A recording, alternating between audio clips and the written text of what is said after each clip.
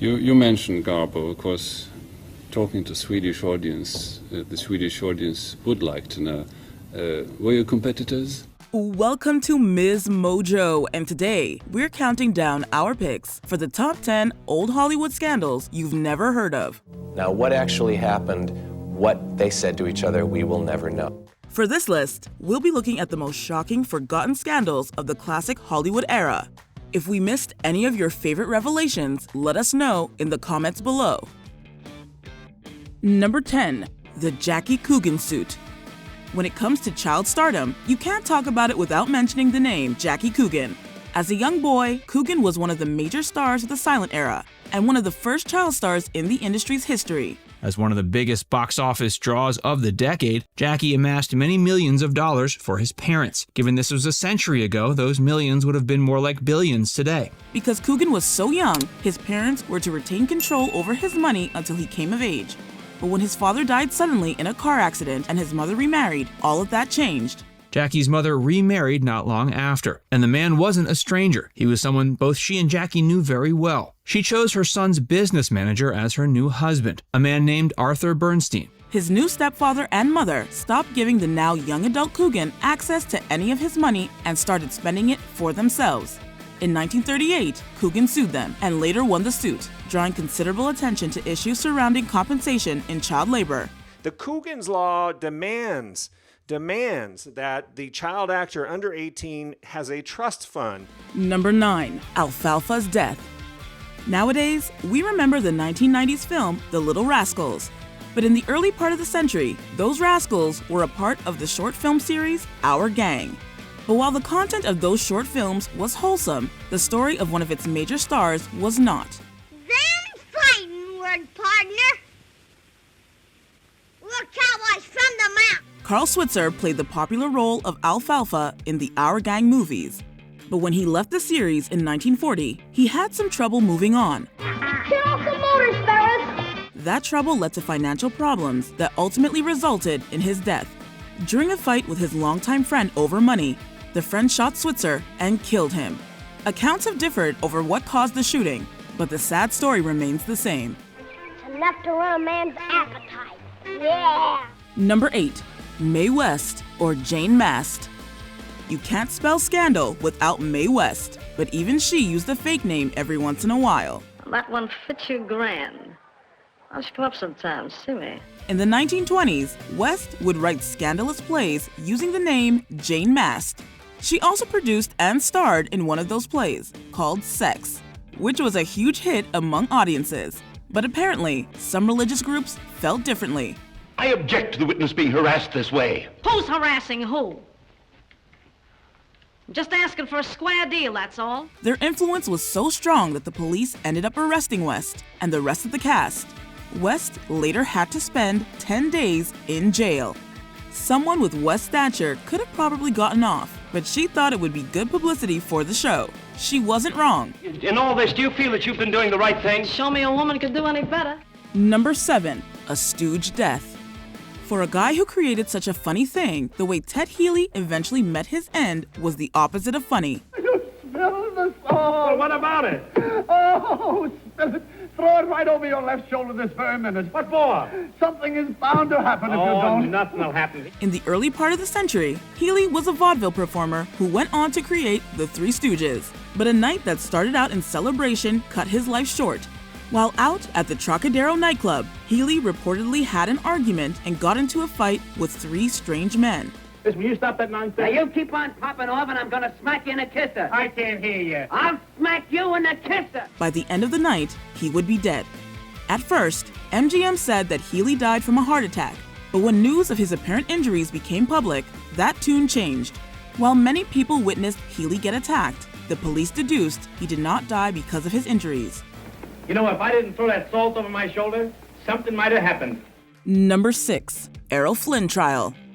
Back in the early 1900s, Errol Flynn was a handsome, swashbuckling charmer, known for his roles as Robin Hood and other heroes. His persona couldn't have been more dashing. But now, we know a little better.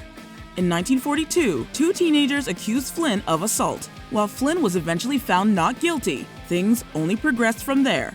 What's the matter, Gisborne? Run out of hangings? I know a ripe subject for one. The son of L. Ron Hubbard, the founder of Scientology, later claimed that Flynn and his father both engaged in sexual activity with underage girls. He also reportedly had a relationship with Beverly Adland, who was 15 when the romance began. Hello, is this the charming mother of a very charming young lady? I'd recognize that voice anywhere. Number 5. Harlow's husband's death. For these newlyweds, wedded bliss was cut short. Movie star Jean Harlow married producer Paul Byrne in 1932. The most beautiful, desirable 21-year-old sex symbol marrying a 42-year-old, middle-aged, balding, perennial bachelor had disaster written all over it. 2 months later, he was found dead in the couple's home in what authorities thought at the time was an act of self-harm. But nearly 30 years later, the case was reopened. Screenwriter Ben Hecht alleged that Byrne was actually murdered by a woman who might have been an estranged ex-lover. There were eyewitnesses who saw her flee the scene of the murder. There was a car waiting for her. Nothing has ever been confirmed, and many rumors swirled around Byrne's sudden and unexpected death. For her part, Harlow never spoke about the matter until the day she died. Who do you think you're talking to? Who is it, darling? Number 4. The Spade Cooley murder. A good-natured cowboy who leads a band is the last person you might expect to get caught up in a murder. But we should never judge a book by its cover. Spade, what in the name of Petrillo is going on here? In the 1930s and 40s, Spade Cooley enjoyed great success on television and on record players as a swing musician and actor. But in 1961, all of that disappeared. Who killed the goose that laid the golden egg? Who killed it? Yeah, who killed it? Who killed the goose that laid the golden egg? I want to know who killed it. That year, Cooley filed for divorce from his wife, Ella Mae Cooley. They had both been unfaithful to each other, and it was time for things to end. But for Cooley, that wasn't enough. On April 3rd, he brutally murdered his wife and was sentenced to prison. Hide your face, shame on you. Number 3. The Garbo Dietrich affair. It's well known that film stars Greta Garbo and Marlene Dietrich hated each other. So much so that they sometimes denied even knowing who the other was. You did meet her? No. Never? No.